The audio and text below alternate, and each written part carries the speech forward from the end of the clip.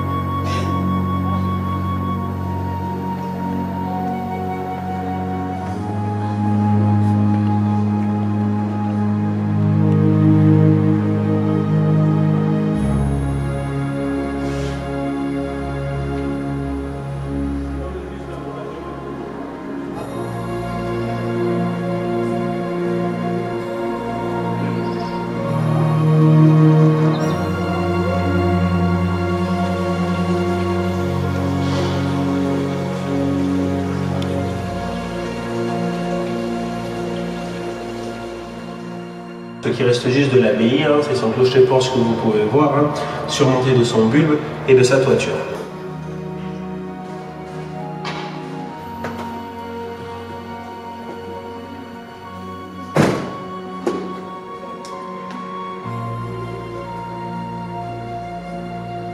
Il faut savoir qu'ensuite des gens ont commencé à construire autour, comme vous pouvez le voir, et ils ont aussi également construit une fortification autour de la cité car il fallait aussi également se protéger en cas de guerre. Donc on a construit des remparts. Et regardez, vous avez des restes de remparts. Vous voyez le grand mur avec l'escalier juste ici. Donc là on a la première partie. Regardez, on va aller faire le tour sur la gauche et vous allez voir. Là-bas, vous avez la seconde partie. On fait le tour. Vous voyez le grand mur avec l'escalier. Vous avez surtout sa troisième partie qui est là-bas avec sa tour. La grande tour carrée que vous voyez avec les deux fenêtres, c'est la tour du bourreau, qui était une tour de défense. Donc on l'appelle ensuite tour du bourreau, car soi-disant ça a été les logements de fonction du bourreau. Il y a une autre version qui dit que la famille Bourreau vivait là au XXe siècle, et on donne le nom de la famille à la tour.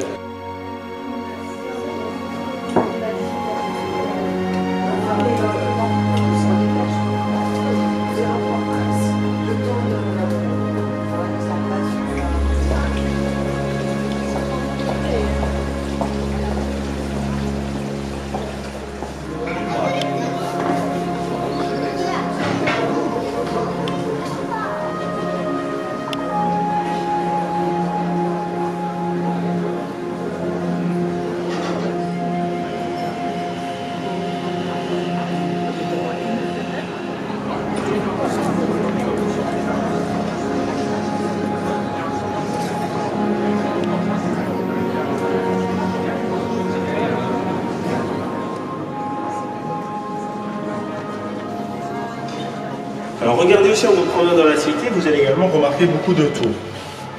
Soit dans des hôtels particuliers, soit dans des maisons, ce qui en fait le charme de la cité, comme ici. Là, vous avez l'exemple d'un hôtel particulier avec ses grandes tours. Vous voyez juste ici, c'est l'hôtel de Gérard. L'hôtel de Gérard est l'un des plus connus et plus importants hôtels de la cité médiévale. Il appartenait à la famille du Barry, famille très noble et très influente. Et en fait, la particularité des tours, c'est qu'il voulait représenter les tours de noblesse. Et regardez notre exemple, la place de la Liberté, juste devant vous, au premier plan, l'hôtel de Malville. Et cet ensemble de toiture en loze, avec cette grande tour carrée en pierre. Et vous la voyez, la tour, elle est également très imposante aussi. Vous avez encore un troisième exemple, là-bas au fond, avec cette tour pointue en ardoise, qui est la tour du Guet, qui fait partie de l'hôtel de Saint-Clar.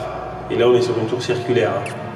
Et donc, toutes ces familles de nobles, ils éduquaient leurs enfants, vu qu'ils en avaient les moyens. Par contre, l'éducation se faisait uniquement par des religieux ou des religieuses à l'époque. C'est pourquoi ça, là, au XVIIe siècle, vous avez l'abbaye Sainte-Claire qui se crée.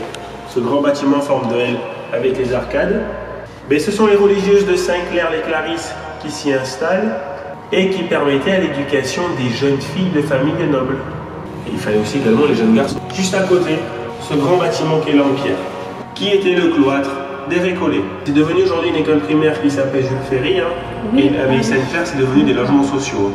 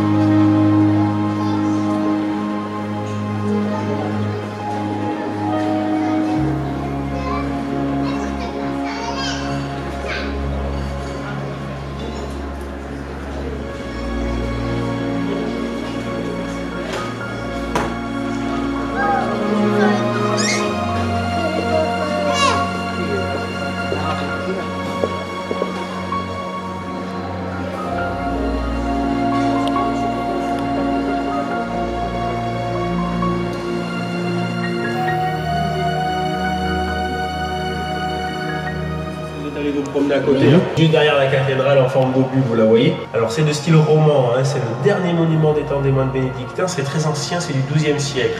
Alors la lanterne était un lieu de recueillement pour que les gens puissent prier leurs défunts, vu qu'elle se situait au milieu d'un cimetière.